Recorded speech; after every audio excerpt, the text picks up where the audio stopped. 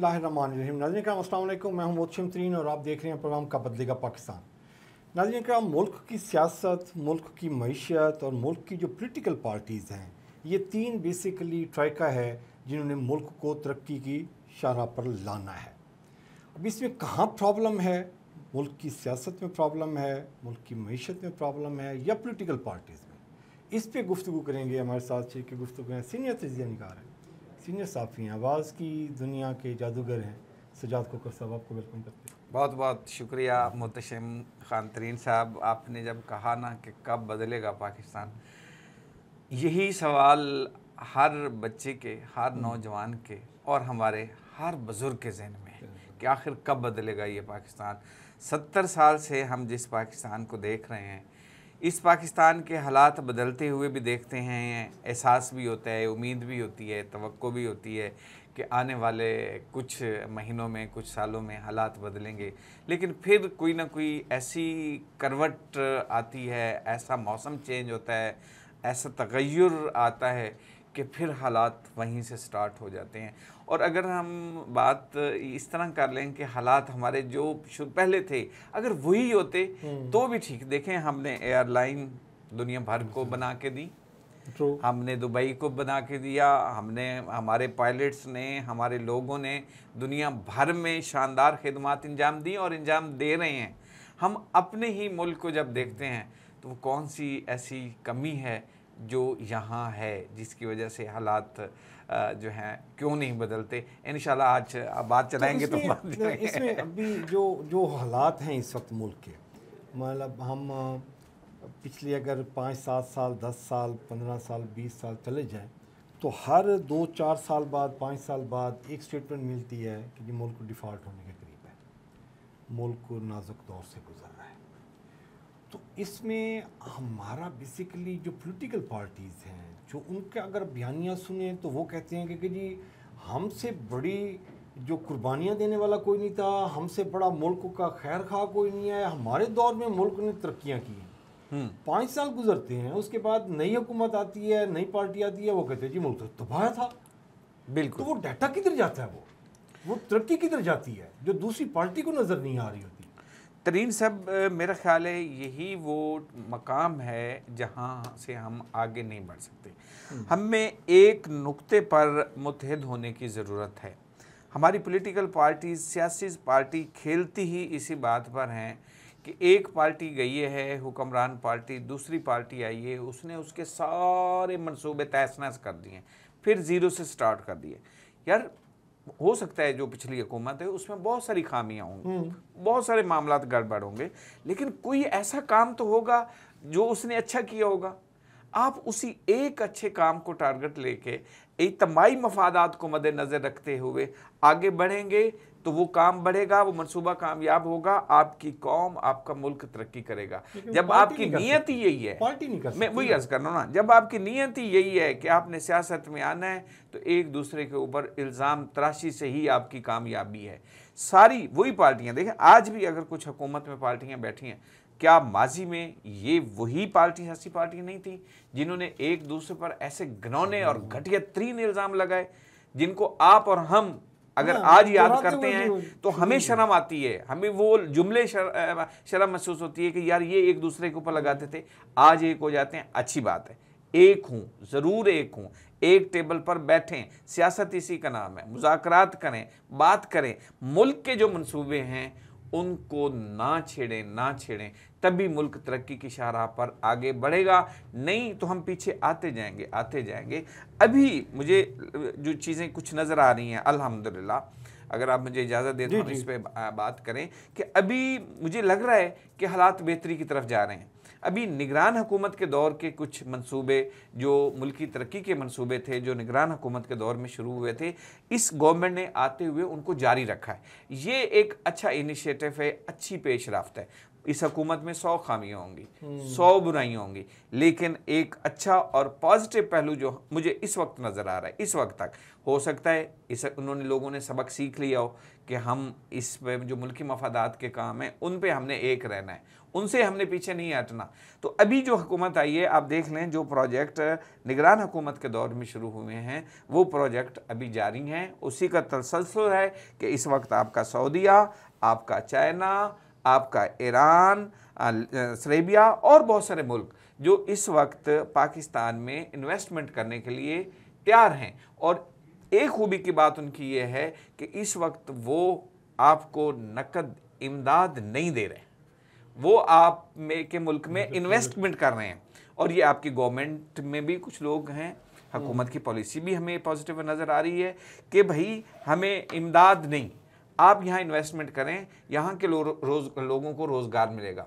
आप ज़राअत इस वक्त देख लें, आपके जो बंजर इलाके हैं, आपका चौलिस्तान है, थल है, सरा है, इनमें जो इनिशिएटिव लिया जा रहा है एग्रीकल्चर का, जिसमें आपका सऊदी अरब भी इन्वेस्ट कर रहा है, आपका चाइना भी कर रहा है, और इसमें गोल्फ भी कर रहा है, और ख़ास तौर पर अभी आपके ईरान ने भी आपको यकीन दहानी कराई है कि वो भी आपके पाकिस्तान में हैवी इन्वेस्टमेंट करना चाह रहा है। मान गया। आपने केयर टेकर गवर्नमेंट के मंसूबे की बात की, उसमें केयर टेकर गवर्नमेंट में कौन सा ऐसा विजनरी बंदा था जिसने वो मंसूबा क्रिएट किया, एग्जीक्यूट किया?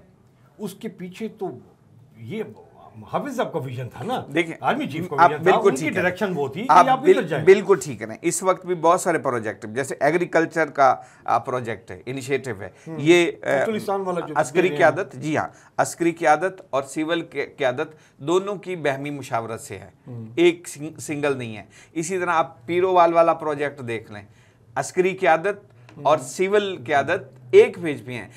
जब कोई अस्करी क़यादत आपका स्टेप ले और सिविल क़यादत कहे कि नहीं ये नहीं करना, या सिविल क़यादत कोई स्टेप ले और आपकी ब्यूरोक्रेसी कहे जी नहीं ये नहीं करना, ये टांगे अड़ानी है, तो तब वो प्रोजेक्ट नहीं होगा। जब दोनों जो लोग हैं, दोनों पार्टीज़ हैं, जिसमें हमारे ब्यूरोक्रेसी भी है, हम उसको सिविल गवर्नमेंट भी कह सकते हैं, हमारी पॉलिटिकल गवर्नमेंट भी है, हमारे इदारे भी हैं। हमारे इदारे देखें, आज भी आप का घर में अल्लाह न करे कोई बीमार हो तो आपकी तरजीह होती है कि आपने CMH में बंदा दाखिल कराना है। आपके पास 4 आने 8 आने अच्छे आ गए हैं तो आपने प्लाट लेना है DHA में, ठीक है, आपने पेट्रोल डलवाना है अपनी गाड़ी में, तो आप कहते हैं कि यार मुल्तान में कौन सा पेट्रोल पंप है जहाँ से ये मैं पेट्रोल साहब, तो आप कहाँ जाते हैं। इसी तरह के बहुत सारे, आप इस तरह खाद की सेक्टर में देख लें, बाकी सेक्टर है, एजुकेशन सेक्टर देख लें आप, तो आप कहते हैं कि हमारा बच्चा APS में जाए या और इदारों के जो स्कूल में जिनका स्टैंडर्ड है। जब बात आती है कि नहीं आगे बढ़ना है, प्रोजेक्ट करने हैं और ये कोई प्रोजेक्ट चल रहा है, तो उस पर फिर आपको कीड़े नज़र क्यों आते हैं? तो आप सबसे पहले तो अपनी डिमांड्स देखें ना, अपने इदारों को उस स्टैंडर्ड पे ले आए। मैं अपने बच्चे को प्राइवेट स्कूल में दाखिल क्यों कराता हूँ?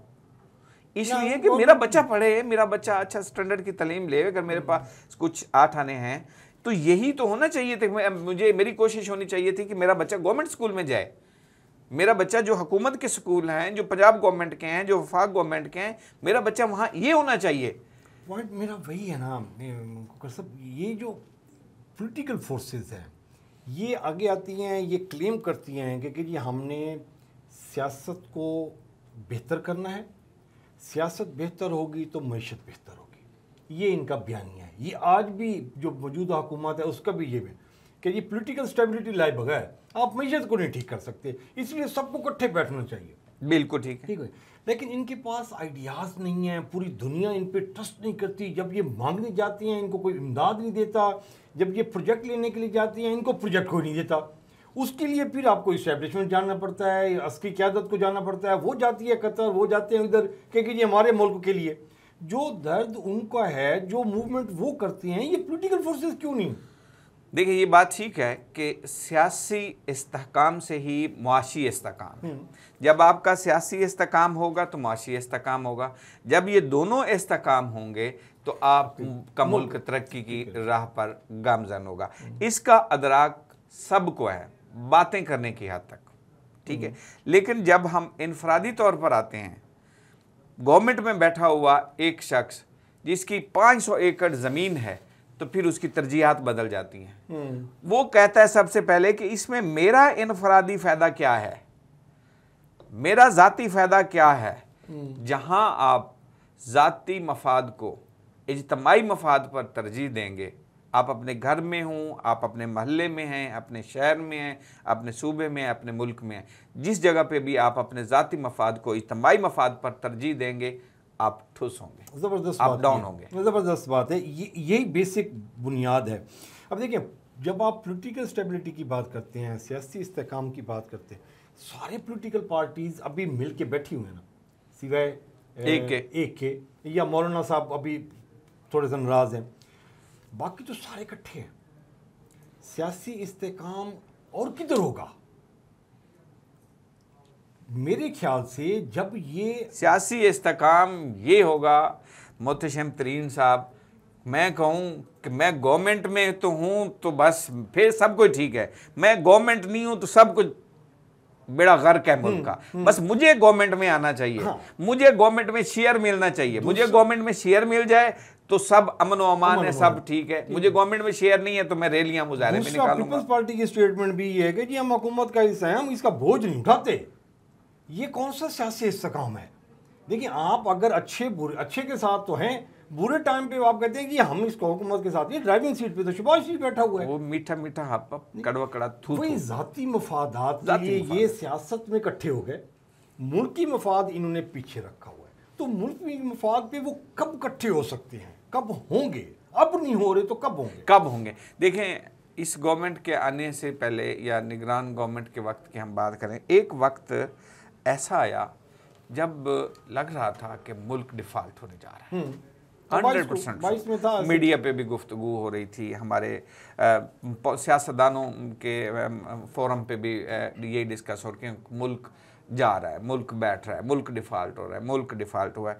तो एक पॉजिटिव सोच ने जन्म लिया, उसमें इदारों में भी सोच आई, हमारे सियासतदानों में भी आई, और किस पे आई कि भाई ये मुल्क है तो हम हैं, ये मुल्क है तो ये सियासत भी है, ये पार्टियां भी हैं। अगर ये डिफ़ॉल्ट होता है तो हम कहाँ जाएंगे? एक टेबल पे बैठे, एक मेज़ पे बैठे, मुज़ाकरात किए और कुछ बेहतर करने की कोशिश की, और कुछ बेहतर हुआ, कुछ आसार नज़र आए हमें कि कुछ बेहतरी की तरफ है। लेकिन जब भी यूं ही जैसे लगता है ना कि अभी कुछ बेहतरी हो रही है, फिर इनके ज़ाती मफादात हावी हो जाते हैं इज्तिमाई मफाद पर, फिर वो सियासी पार्टियों के भी आते हैं। अच्छा जी, कोई कड़वा डिसीजन लेना है तो जनाब एक पार्टी के आगे मेरा इस डिसीजन से कोई ताल्लुक नहीं, दूसरी इधर बैठ जाएगी, एक आगे बैठी। ऐसे हुए जब ये मिफ्ता इस्माइल ने जाके IMF के साथ डील की और चीज़ों को बेहतर करने लगा, वो इशाक डार साहब आ गए, उन्होंने कहा ये तो सारा गलत कर रहे हैं, और IMF की ऐसी तैसी मैं देखूंगा कि जी मेरे टर्म्स कंडीशन पे IMF को 6 महीने का लॉस हो गया, और वो डिफॉल्ट जेन्युइनली होने वाला था। बिल्कुल ऐसे, बिल्कुल ऐसे। अगर उस वक्त भी ये इस्टेब्लिशमेंट जो है ये जाके उसको ना संभालती और अमेरिकन के साथ ना डील करते। अच्छा मुहतशम तरीन साहब, एक चीज़ हमें जहन में रखनी पड़ेगी, क्या में पाकिस्तान से लेकर अब तक ये एक हकीकत है कि इस्टेब्लिशमेंट का एक किरदार है, कोई माने या ना माने। जब किरदार है तो फिर भाई बैठ जाओ और मान जाओ। जब आपको पता है आपकी पॉलिटिकल, आपकी सियासत इस किरदार के बगैर नहीं चलती, तो फिर एक टेबल पे बैठ जाओ। अच्छा खोखर साहब, इसको भी आप सेकंड करेंगे मेरे ख्याल में, पूरी दुनिया में मुझे कोई एक मुल्क दिखा दे, अब पेंटागन देख ले, रशिया देख ले, वो पॉलिटिकल फोर्सेस साथ हैं, पॉलिटिकल फोर्सेस बिल्कुल साथ हैं। अब पेंटागन पे आप बात करके दिखाए कोई बंदा उनका पॉलिटिशियन। सर आप पेंटागन की बात करते हैं, अब किसी भी मुल्क की ले लें, यहाँ तो आपने क्या कर रखा है कि जो इल्ज़ाम सियासतदानों का आपस का होता है वो भी उठा के आप अपने एस्टेब्लिशमेंट पर डाल रहे हैं, आपके अस्करी इदारों पर डाल रहे हैं, वो ये कर रहे हैं, वो कर रहे हैं। भाई आपको एक फिर आपके इस सोशल मीडिया ने ठीक है, देखें हम यहाँ बैठे हैं, ये भी एक सोशल मीडिया प्लेटफॉर्म है, एक इदारा है, नजर आता है ना, एक स्टूडियो में बंदा आता है, यहाँ आता है, पता चलता है यार एक इंस्टीट्यूट है, एक तरफ ये, दूसरी तरफ एक यूट्यूब पे बंदा बैठा होता है और एक सिंगल कैमरा लेके वो बैठ के उसके जो दिल में आता है वो मुल्क के खिलाफ, वो पाकिस्तान के खिलाफ, वो अपने पाकिस्तान के इदारों के खिलाफ बोले जा रहा है, बोले जा रहा है। भाई क्यों? उसको किसने लगाम देनी है? आप कहते हैं कि ये आज़ादी है, भाई इस तरह की आज़ादी आप चाइना में करके दिखाएं, आप इंडिया में करके दिखाएं। साहब आप इसको भी सेकंड करेंगे कि वो जो इंडिविजुअल बंदा बैठा हुआ है, आप पाकिस्तान के 1 लाख वो जो सिंगल कैमरे और माइक लेके फिर रहे हैं ना, 1 लाख बंदा, आप उनमें से देख लेंगे, मेरे ख्याल में हार्डली 1 लाख में से 10 बंदे निकलेंगे जो पोलिटिकली बैक नहीं होंगे। नहीं, हाँ, किसी न किसी पार्टी का वो पोलिटिकली बैक होगा। वो बिल्कुल ऐसे है, बिल्कुल ऐसे। तो पोलिटिकल पार्टी जब वो देखती है कि यार ये एस्टेब्लिशमेंट के साथ जाके बकवास कर रहा है, उसको वो नहीं रोकते ना, वो करवाते हैं सर, करवाते हैं। आप मुझे पता नहीं मैं किसी पॉलिटिकल पार्टी का नाम लेना चाहिए या नहीं लेना चाहिए, लेकिन एक साबका पार्टी ऐसी भी थी जिसने अपनी गवर्नमेंट के अंदर सोशल मीडिया झूठा प्रोपेगेंडे के लिए लोग हायर किए हुए थे और उसको गवर्नमेंट के इदारे से तनख्वाहें जाती थी और जा रही हैं। हाँ ऐसी है। तो फिर एग्जाम्पल है, जो मेमो गेट देख लें, उसके बाद पीटीआई की हुकूमत के देख लें, सारे ऐसे ही कर रहे हैं। अब केपीके में अभी जो अभी एक रिपोर्ट आई, उसमें पूरी एक लिस्ट जारी हुई है कि जो सरकारी इदारों में बैठे हुए एक पॉलिटिकल पार्टी की कैंपेन चला रहे हैं। अच्छा, उसने देखा, एक पार्टी ने देखा कि अच्छा वो पार्टी ये कर रही है, उसका कुछ नहीं हुआ, उन्हें आपने भी विंग बना लिए और झूठे प्रोपेगेंडे विंग, और कहते हैं जी कि ये सियासत है। सियासत भाई एक खूबसूरत पेशा है, एक खूबसूरत नाम है जमहूरियत और सियासत, अगर इसका आप इस्तेमाल सही करते हैं। लेकिन आप जब ये कहें कि झूठ भी सियासत है, एक दूसरे पर इल्ज़ाम भी सियासत है, पगड़ी उछालना भी सियासत है, एक दूसरे के कपड़े उतारना सियासत है, एक दूसरे को गालियां देना सियासत है, तो माजरत के साथ इस सियासत से अमरीयत बेहतर है। बेहतर तो वो कहते हैं ना कि जमहूरियत बेहतर है, बदतरीन अमरीयत बेहतर है, बेहतरीन अमरीयत से भी बेहतर बदतरीन जमहूरियत बेहतर है, ये कहते हैं। लेकिन भाई जब आपने एक दूसरे को गालियाँ देनी है, गालम गलोच करनी है, एक दूसरे की पगड़ियाँ उछालनी है, तो उस जमहूरियत को, उस सियासत तो एक महज़ब खिदमत का पेशा है, लोगों की खिदमत का जज्बा है। जमहूरियत गिनती है, लोगों की राय है, एहतराम है। जब आप एक दूसरे की राय का एहतराम ही नहीं करेंगे, मैं कहूँगा मोहतशम साहब, मैं आपसे इख्तलाफ हो सकता है 100, लेकिन मैं कहूँ नहीं, मोहतशम साहब ने जो कुछ कहना है ये गलत है, सजाद खोखर ने जो कहना है ये ठीक है, मैं कहूँ ठीक है, आप कहें गलत है, मेरी पसंद का काम हो रहा है ठीक है, आपकी पसंद का हो रहा है गलत है। यार ये कौन सी सियासत है अल्लाह के बंदो? अच्छा, अभी ये सियासी इस्तेकाम पे तो हम फिक्स हो चुके हैं कि ये बेसिकली इनका ज़ाती पार्टी बेस्ड मफाद होता है। जब ये देखते हैं कि ये हमारा मफाद है तो वो हम हुकूमत में भी हैं, हमारा मफाद भी है, फिर तो बहुत अच्छा है। सर होते सारे हुकूमत में, मफादात एक ही होती हैं। आप ये मत करें कि जो पार्टी का बंदा यहाँ हुकूमत में नहीं है तो वो शायद उसको कोई मुश्किल टाइम है, नहीं, उसका भी कोई ना कोई बंदा हुकूमत में बैठा है, उन्हें भी पता है। जो यहाँ कमिश्नर या जो अफसर बैठा ना, उसे बताए आज अगर शाह साहब हैं हुकूमत में तो कल दूसरी पार्टी वाला भी आके उसने सबके काम करने थे, बेचारा मरता गरीब है, आप और मेरे जैसे लोग रुलते हैं। अच्छा, ये पोलिटिकल तो ये हो गया। अभी इस पॉलिटिकल सिनेरियो में, इस पॉलिटिकल लॉट में जो इनका विजन है, जो इनके ख्यालात हैं, इन ख्यालात में मईशत को कैसे ठीक करेंगे? ये मुतशिम तरीन साहब, शायद ठीक नहीं हो सकती। मैं आपको बताऊं कि शायद आप इसे मुझसे इख्तलाफ भी करते हों, देखने वाले भी इख्तलाफ करते हों मेरी सोच से। मुझे अभी लगता है कि हमारे हालात बेहतरी की तरफ हैं। मुझे लगता है हमारे उसके नताइज जो हैं, हो सकता है कुछ तख़ीर से हमें नज़र आएँ, उसके समरात हमें कुछ तख़ीर से नज़र आएँ, लेकिन अभी मुझे जो सिविल और अस्करी क़यादत के इक़दामात नज़र आ रहे हैं वो तो मुझे बेहतरी की तरफ नज़र आ रहे हैं, वो मुझे अच्छाई की तरफ जा रहे हैं। माशी इशारिये इस वक्त बेहतर होते हुए दिखाई दे रहे हैं। स्टॉक मार्केट देखें, तारीख की बुलंद तरीन सतह 76 पॉइंट को भी क्रॉस कर चुकी है। इस वक्त जो हमें मुश्किलात का सामना है वो है एक आम मज़दूर को, आप जैसे और मेरे जैसे बंदे को मुश्किलात का सामना है। हमें दाल, घी, आटे की चीज़ें वो उस तरह नहीं मिल रही जितनी हमारी इनकम है, हमारी इनकम से पहुँच है। सिर्फ बिजली ही कंट्रोल में नहीं है इस वक्त। आम बंदे की तो सबसे बड़ी ज़रूरत यही है, एनर्जी है, बिजली है, गैस है, पेट्रोल है। तो इसके साथ, लेकिन उसके साथ बदकिस्मती आप ये देखें कि हम अपने गिरबान में नहीं झांकते। मैं आपको छोटी सी मिसाल देता हूँ, हम अपने इर्द गिर्द की मिसालों में से। आटा 5600 रुपये मन था, तो बेकरी आइटम की चीज वही रेट थे जो आज हैं। आज आटा मार्केट में 3000, 2800, गंदम आपको 2400, 2300 मन में मिल रही है। आपने क्या अपनी बेकरी के आइटम की कीमत कम की? वही 2300 रुपये मन वाली गंदम से ही मैदा निकलता है, उसी से सूजी बनती है, उसी से आपकी बेकरी आइटम होती है। तो आपकी डबल रोटी क्या रेट कम किए हैं मैं अगर बेकरी वाला हूँ, मैंने समोसे के रेट कम किए हैं, मैंने बिस्किट के रेट कम किए हैं। तो फिर हम मन है सुल कौम, जब हमारा जहाँ मौका लगता है, हाथ पड़ता है, हम कहते हैं कि बस ये खींच लें। जब हमारी ये सोच होगी तो फिर कैसे बेहतरी होगी।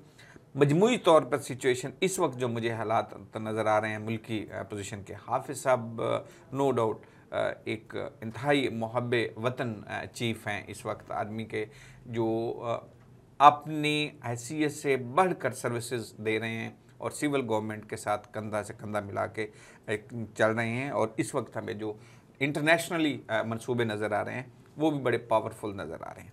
लेकिन इसको नीचे तक लाने के लिए सिर्फ अस्करी की आदत कुछ नहीं कर सकती। हमारी जो गवर्नमेंट जो है पॉलिटिकल गवर्नमेंट है, लेकिन पॉलिटिकल गवर्नमेंट में भी आपको आपके मोहल्ले में, आपकी गली में, आपके बाज़ार में कौन अफसर कितना करेगा। हाँ, मार्केट कमेटी ज़रूर नज़र रख सकती है, छापे मार सकती है, कंट्रोल कर सकती है, लेकिन उसमें भी हर बंदे का, जो छापे मारने वाला है उसका अपना मफाद है, उसको भी मुखलिस होना पड़ेगा। जो एक महल्ले में परचून फरोश बैठा है उसको बेचारे को भी मुखलिस होना पड़ेगा। वो तो कहता है जी मैं तो जब मार्केट से लेके आया हूँ तो मैंने तो उसको उस रेट पे बुलाना है ना। अभी बेकरी वाली बात पे देख लें ना, बेकरी के जितने आइटम हैं आप उन सबको एक छोटी सी मिसाल लेके देख लें। लेकिन वो खोकर साहब आपकी बात ठीक है, लेकिन इंडिविजुअल हम कहते हैं कि ये माशरा ख़राब है। माशरा वही ख़राब माशरा जब वो जीटी रोड पे गाड़ी चलाता है तो वो सारे रूल्स वायलेट करता है। जी हाँ, वही माशरा जो ख़राब माशरा है वो जब मोटरवे पे जाता है वो ठीक हो जाता है। डंडा पी रहे बिगड़े तिगड़े। यहाँ पे जो भी बेकरी वाला जो काम गलत कर रहा है, जो मैकेनिक गलत काम कर रहा है, डॉक्टर गलत काम कर रहा है, उस्ताद गलत काम कर रहा है, गवर्नमेंट का काम है लॉ इन्फोर्समेंट। उसने जो कानून बना दिया है उसको इम्प्लीमेंट कराना। वो जो इम्प्लीमेंट करने वाला है उसको चेक करना है कि जी इसके ज़ाती मफादात तो नहीं है। मतलब ऐसे जो बैठा हुआ है वो अपने पैसे बना रहे, 5 लाख 10 लाख रुपया वो महीने का बना रहा है, वो ऐसे तो नहीं वीको डाले में फिर रहे होते। मतलब कैसे वीको डालर ले सकता है वो ऐसे। आप मुल्तान के गिनती के SHO गिनते जाएं और देखिए किसके पास वीको डाला नहीं है, कौन सा SHO वीको डाले के बगैर फिर रहा है। बिल्कुल ऐसे, देखो अपने जाती वीको डाले हैं उनके, ये नहीं ऐसे है, ठीक है। अभी ये तो गवर्नमेंट का काम है ना जी कि जी अगर बिजली चोरी कर रहा है कोई लैंडमैन तो उसको उसने देखना है। प्राइस अगर वो गवर्नमेंट कर देती है, फिक्स कर देती है कि ये इतने रुपए की बिकनी चाहिए तो वो इतने रुपए की बिकनी चाहिए। नहीं बिक रही ना, तो ये इम्प्लीमेंट नहीं हो रहा ना। फिर कमजोरियां यही हैं ना। गवर्नमेंट कमजोर डरती है कि मैंने अगर सख्ती की तो यही ब्यूरोक्रेसी मेरे खिलाफ हो जाएगी, फिर अगली हमारी गवर्नमेंट को खतरात लाक हो गए ना।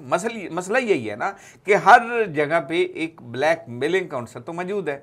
अब गवर्नमेंट, अब यही पंजाब गवर्नमेंट है ना साहब, यही इसके नीचे कमिश्नर और DC हैं, यही आप देख लें DPOs हैं। मैं पिछले दिनों मैंने एक पोस्ट भी ली थी, आपके कमेंट भी उसमें थे, मैंने 1-2 DPO के क्लिप देखे, ठीक है ना। मुझे लगा यार कि वाकई मानो DPO एक डेरा गाजी खान में थे जो बाद में ट्रांसफर होकर मंडी बहाउद्दीन में गए, उनके मैंने कुछ क्लिप देखे। वो बंदा दफ्तर में नहीं बैठता था, वो खुली कचहरी जा रहा है, वो मसाजिद में जा रहा है, चकूक में जा रहा है, देहातों में जा रहा है, खुली कचहरी लगा रहा है और वहाँ सिस्टम बेहतर होता जा रहा है। अच्छा क्या वजह? अच्छा उसके ट्रांसफ़र हुआ है, मैं ज़ाती तजर्बे की बात आपको, उसके ट्रांसफ़र हुए मंडी बहाउद्दीन और उसके बाद डेरा गाजी खान में अभी सारा कुछ दोबारा उसी तरह कब्जा ग्रुप, कब्जा माफिया, उसी तरह मारदार दोबारा शुरू हो गई है। क्या करेंगे? देखिए ये 12 करोड़ आबादी का जो सूबा है वो बीबी बैठी हुई है, वो उनसे कैसे मैनेज हो सकेगा ये? इसीलिए तो कहते हैं कि उसकी डिवीजन करें। काट लगाए ना, काट लगाए ना, क्यों नहीं लगाते? क्यों इतना बड़ा सूबा रखा हुआ है? क्या मसाइल है, क्या ऐसा प्रॉब्लम है? आपका एक पूरा एक डबल सूबा बैठा है, आप छोड़ दे, कट लगा दें या खानेवाल से लगा दें। आप नहीं लगाना चाहते साहिवाल को कर ले लाहौर में शामिल, खानेवाल से इधर आ जाए ना, ये पूरा एक बेल्ट है तो इसको सेपरेट कर देना। अभी तो जो कहानियां सुनने में आ रही हैं कि वो जो सेक्रेटरी है वो भी वापस जा रही है, रिवर्स चला गया। ठीक है, अब वही जा रहा है, आपने बनाया, चलो ठीक है, हो सकता है उसमें आपका कोई अच्छा डिसीजन हो, कोई बेहतर हो, पॉलिसी मैनेजिंग हो, लेकिन इन लोगों का क्या कसूर है भाई? उनको मुतबादल तो दें, कुछ तो दें ना उनको। अच्छा, सूबे बनाने में मुझे वैसे तरीन साहब, हो सकता है आपके इल्म में ज़्यादा बेहतर हो, मुझे इसमें कुछ समझ नहीं आएगी कि ये क्यों नहीं बनाते, इसकी वजह क्या है, इसकी लॉजिक क्या है? क्या हुकूमत कम हो जाएगी या क्या मामलात हो जाएंगे?